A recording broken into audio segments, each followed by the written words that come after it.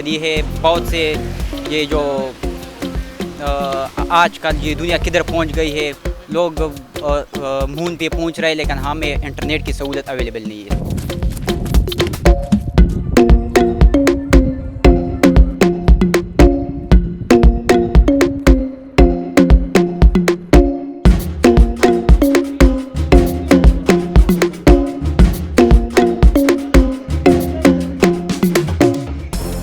दुकान में बैठते 24 घंटे फेसबुक वगैरह करते हैं, इससे मालूमात हासिल करते हैं, मैच भी देखते हैं, इससे तो रिफ्रेशमेंट भी कर सकते हैं।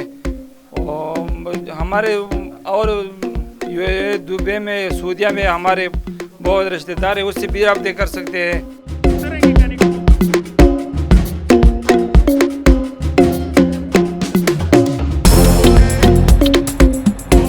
इस गांव में तकरीबन 200-300 जो है ना लोग ऐसे कि दुबई और जितने भी ममालिक है उसमें जो है ना वो वज़ीर है, तो उनसे जो है ना हम रब्ता करते हैं आसानी से। उसके साथ जो है ना हमारे माएँ बहनें जो है ना बात कर सकते हैं, तो सहूलत तो मैसर है।